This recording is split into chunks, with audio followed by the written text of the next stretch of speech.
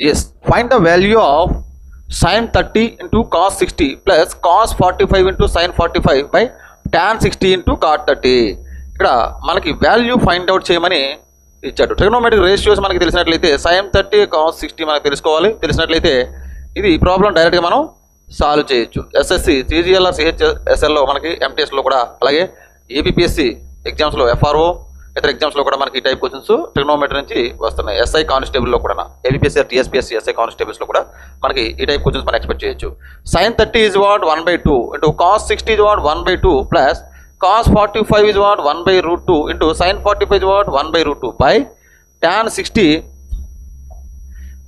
is what √3 into cot 30 is what √3. This value equal to, what is the value of this? 1/2 into 1/2 is what 1/4 plus 1/√2 into 1/√2 is what √2 whole square. √2 whole square means 1/2 by √3 into √3 is what 3. √3 whole square means 3.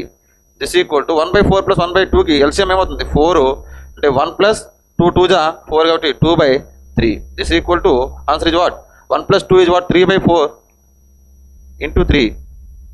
This equal to 1/4. Answer 1/4.